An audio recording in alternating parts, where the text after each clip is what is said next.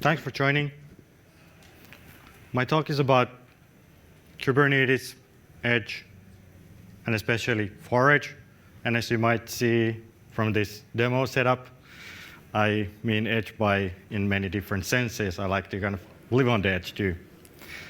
So I'm going to talk about, of course, like Edge and what I mean by Edge and Kubernetes at the edge, but also like how to go kind of a bit beyond the edge, how to connect to the world of IoT and cameras and things like that when we get Kubernetes first to the edge. And Edge in general, as many of you know, there's like a set of unique challenges that we first have to figure out how to deal with. And yeah, let's take it from there.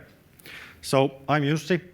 I work at Mirantis in the open source program office organization. And what our OSPO organization really is doing, we drive things like K0s, which is CNCF Sandbox project.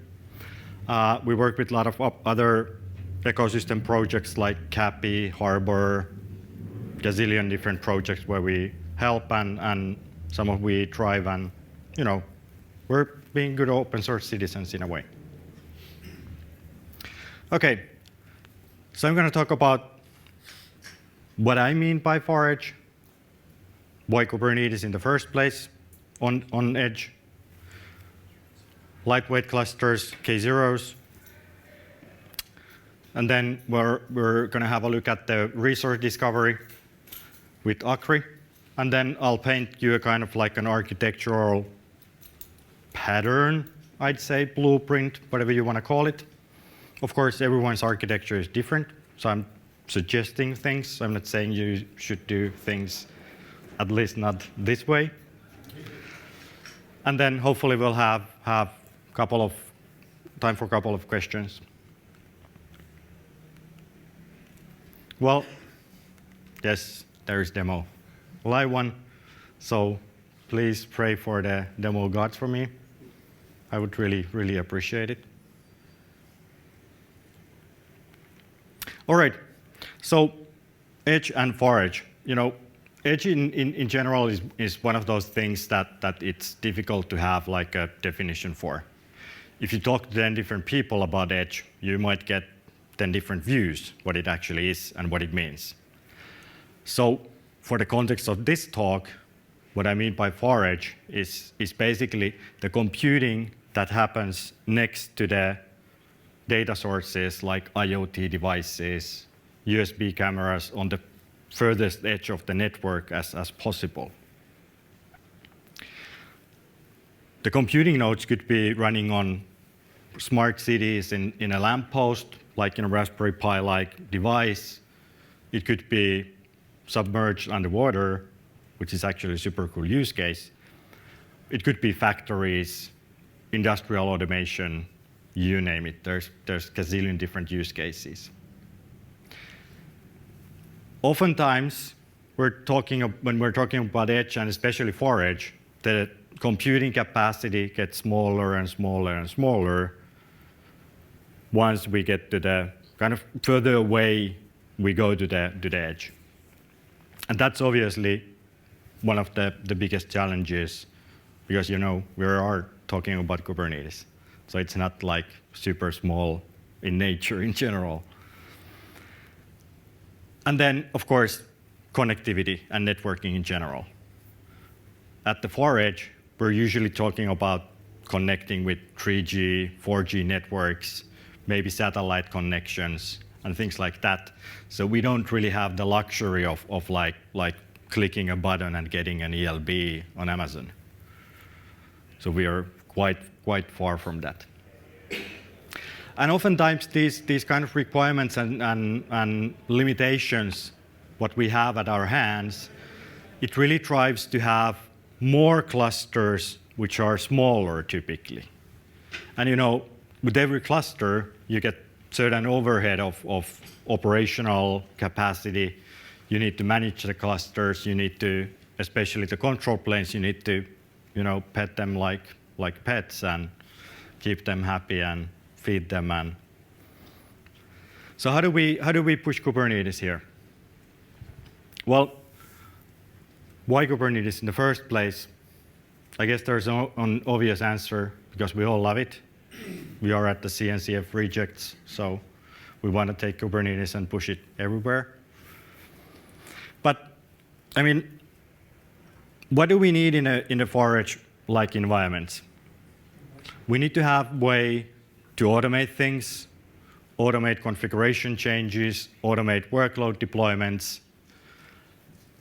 That's what Kubernetes is. So why not leverage that functionality?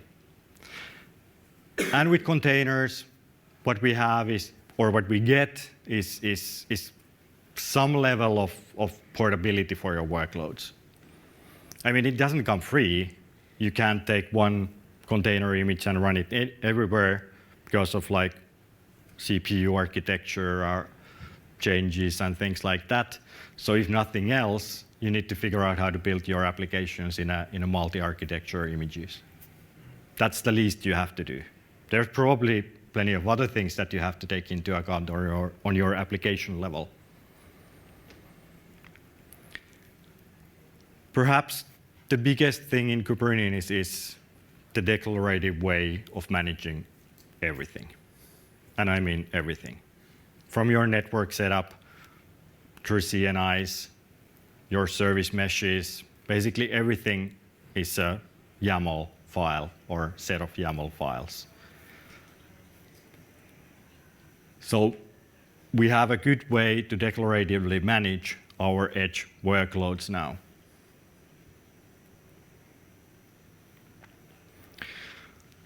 Since we are talking about edge and typically very resource-limited devices, environments, we need something as lightweight as possible. And you know, I'm using now a term lightweight as possible because we are talking about Kubernetes, which is basically a bunch of Go programs, and we all know that Go isn't that lightweight in nature. So, like mentioned, K0s is a CNCF sandbox project now.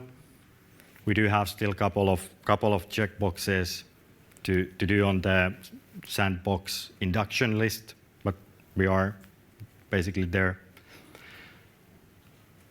In K0s, we've configured everything in a way that it is as minimal from resource consumption as possible. So I just checked on my running system the basic Kubernetes components on a node, which is, well, in this case, the K0s process itself, kubelet, and containerd. That's like 230 megs of RAM. So it's relatively lightweight, especially if you compare like getting an Amazon instance with 187 gigs of RAM, so then it's nothing. But on a Raspberry Pi-sized device, you actually have to take these things into account. K0s is a single static binary, embedding all the Kubernetes components, everything that you need to run a Kubernetes node. So it's a super, super simple setup for your edge nodes, whether they are Raspberry Pis, whether they are industrial automation controllers, very, very rugged industrial boxes. I don't know how to describe those. Those are actually boxes. I have a couple of them at home. Because we actually worked with an industrial automation use case. And the automation controller is really sitting in the factory automation like panels. It had one single super, super slow ARM v7 CPU, 512 megs of RAM, and boom, we have Kubernetes running there. That's pretty cool. I mean, those guys, how they orchestrated things before, or orchestrated, was basically, and whenever they had to change anything, there was an IT guy with the USB stick going and changing things. And imagine if the edge nodes are in a lamppost or submerged underwater somewhere, it's not really operationally efficient to have an IT guy or person in general going around with a USB stick, right? Okay, so all the resource constraints, it kind of begs the question that where do I run the control plane? Because we know that the control plane is the biggest resource hog. If you take a somewhat busy Kubernetes cluster, you look at the API server, etcd, schedulers, all that, it's like 3-4 gigs of RAM easily. So I can't fit that into the industrial automation thingy. One of the kind of unique, and in my opinion, I might be biased a bit, one of the coolest thing with K0s is that from the day one, we've had this architectural separation of concerns, worker plane, control plane. What I mean by that is that by default, when we run the control plane, we don't actually run kubelet, we don't run containerd. All the Kubernetes bits and pieces, API server, schedulers, whatnot, they're running in what I call naked processes. Your standard Linux processes without containers, namespaces, any of that fancy stuff.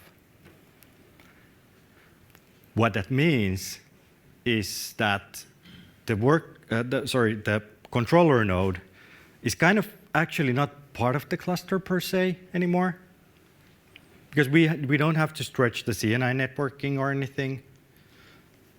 And for example, and in my demo, the control plane is actually running on Amazon. And the worker is on my Pi. And it just works. So with that kind of architectural pattern, our edge nodes are basically pure worker nodes now. And as we all know, kubelet by itself, running and kind of orchestrating the single node, it actually tolerates quite wonky network situations. It doesn't really matter even if I cut the cables for a while. What does kubelet do? Nothing. It keeps on running and maintaining the last known state until it knows anything better. So next time, maybe tomorrow, it'll be able to connect to the API again, and it gets new information that, okay, I need to change something. So your workload actually keeps on running, which is exactly what we want in Edge. So again, one tick for Kubernetes on Edge. Of course, that does mean that we need to pay a bit more attention on our scheduling constraints for our applications. Because the API server at some point sees that, okay, I haven't seen that kubelet guy in a half a day. I'll move the workloads to some other node. But then again, we are talking about edge devices, IoT, cameras, and whatnot. So we're probably anyway pinning our certain workloads to certain nodes. So it doesn't really maybe matter that much. And speaking of connecting to IoT and that stuff, Akri is another CNCF sandbox project. They're actually entering the sandbox pretty much at the same time with K0s, which is sort of cool and kind of prompted me to do the talk. So what Akri basically is, it's a set of controllers, like everything in Kubernetes is and the whole cloud-native world is a controller of sorts. It acts kind of like a bridge between Kubernetes and the cloud-native, and then the IoT and device world. So basically, the main feature in Akri is dynamic discovery of things, like in a kind of Internet of Things sense. It supports different protocols out of box, and you can always extend and write your own protocol handlers. For example, OPC UA for like industrial automation discovery, OnVIF for IP cameras, and then Linux UDEV for basically any pluggable device, like a USB camera, for example. And when Akri finds those devices, it'll actually provide the information to Kubernetes as resources, which I can use to target my applications. I'll dive into the details. So everything with Akri basically starts with creating a configuration. Well, you first have to, of course, install the Akri components, but that's always a Helm install away. But in the configuration, you basically tell the main thing is that I want to use UDEV for my device discovery. And of course, you can have as many discovery configurations as you want. In the configuration, I can say that okay, we're using UDEV, but I'm interested in only certain kinds of devices, like, for example, video devices. It could be whatever your use case tells you to, or you need to use in your use case. For OnVIF, you basically provide like an IP range that, okay, look for IP cameras on that range. And then when we find those resources, it creates an Akri instance object or resource, basically telling that okay, I found a video device on that node. The second thing it does, it actually augments that same information into the Kubernetes node object. Remember, Kubernetes node object has these allocatable and capacity parts in it, basically telling that you have like 4 CPUs and X amount of RAM. And voila, now I have an allocatable device on the node object too, which I can use to target my workloads. And that's super cool.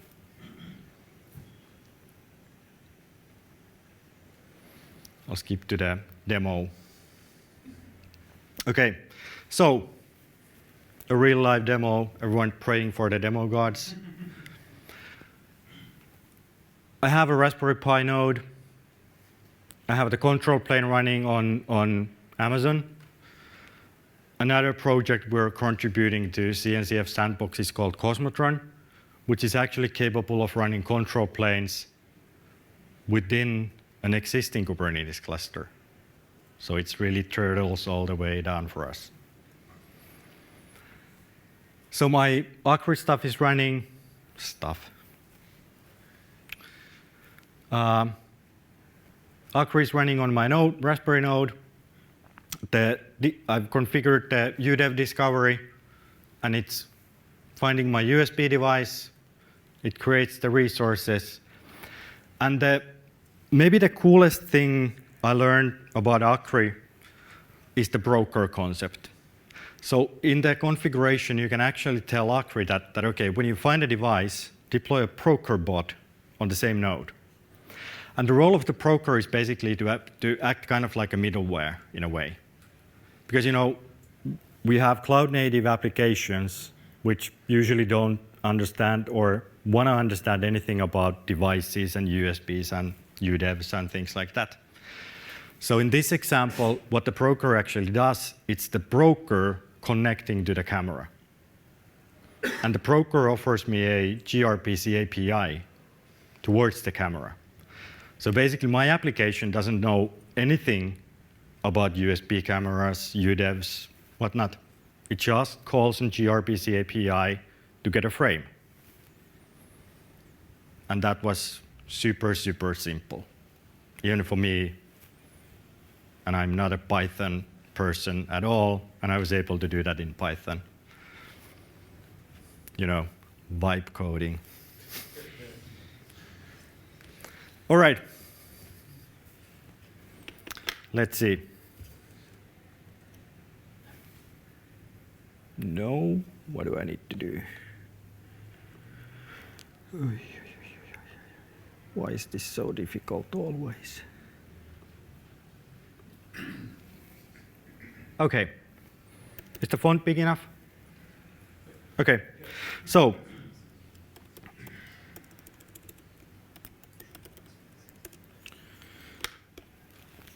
Akri instances, we found the UDEV device on my Raspberry Pi.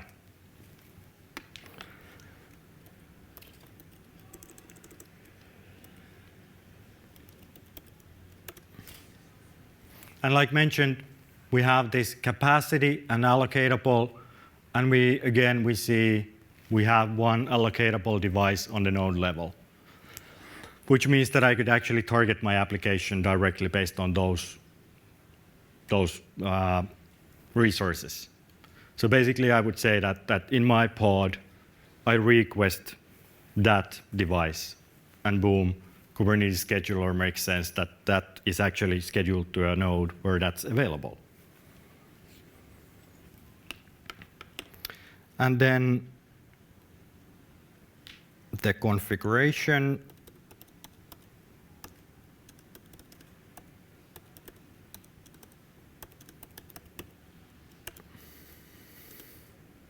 Akri UDEV minus O YAML. So in this example, I have this UDEV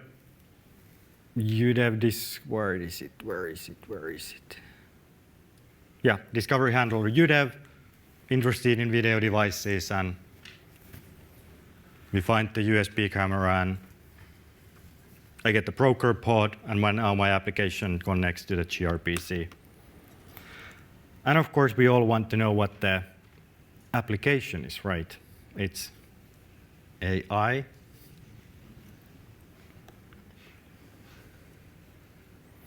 So, in Raspberry Pi, the resources are very, very limited, so I cannot do like any real-time object detection or anything. So it's basically grabbing a frame from the camera every 30 seconds. It runs it through a Facebook ResNet model to detect objects from the model. And if you see yourself in the pictures, don't worry, I'll nuke it anyways. It's actually a database within the pod. So, and let's see.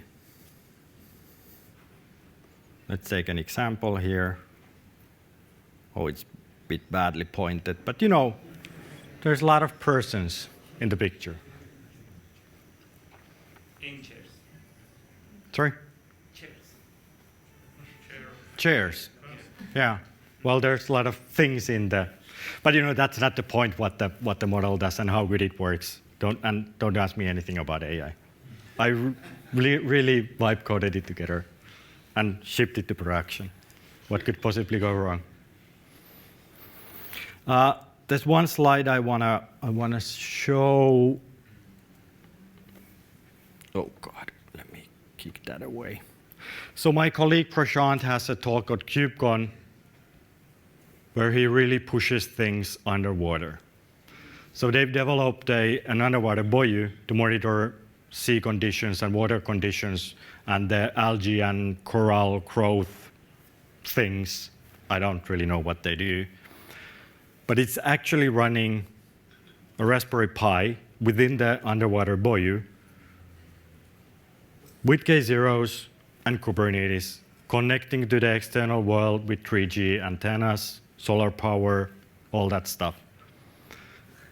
And with that, we can push Kubernetes really, really, really far away to the edge, and we're underwater. So go see that talk. It's a super cool project. Thank you.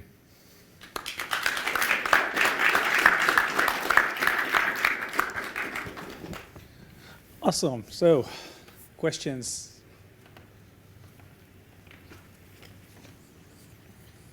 And remember, don't ask anything about AI. So that AI model, no, I'm just. Bye. Have you looked at are there any considerations of image distribution for edge nodes and stuff like that, especially if you're running this underwater kind of thing? Yeah, that's a super good question, and of course, especially now if we think about AI and stuff where the images grow exponentially, you have to figure something out. I don't have an answer because it all depends. It depends on your networking conditions, whether you actually can even pull any images, one of the things in K0s that we have is K0s can actually, if you have a tarball of images in certain location on the disk, when K0s boots, it actually loads them up automatically. So that's one way where K0s can help you at least. But it really depends on your networking conditions and whether you have like a decent enough speed to pull images from your private registry or something. But it's a difficult problem quite often, unfortunately. I wish I had a good answer, but it depends. Hi, thanks for a great talk. You mentioned in your, or showed off in your demo, the support for grabbing video frames off of USB cameras and then exposing them through gRPC. What else can the broker do? Like if you Anything. plug in a USB keyboard or mass storage device or something? Yeah, anything. I mean, the broker running, it's just a pod. And in the Akri configuration, you actually tell that, okay, what is the image and what is the configuration that for the pod that you want to run. In this example, because it's a super simple example, it's just like connecting to the USB device and getting the frames for me, and that's it. But you can write your own brokers, you can write your own discovery handlers, you can really customize and extend Akri itself, where it actually becomes more like a framework in a way. All right, thanks.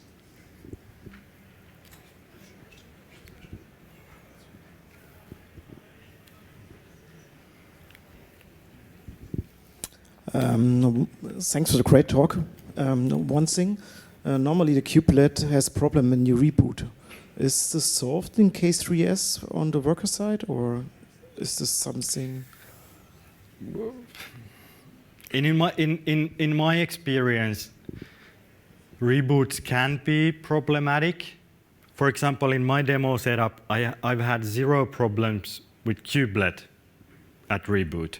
I have had a lot of trouble with Akri on reboot and the UDEV and all that stuff.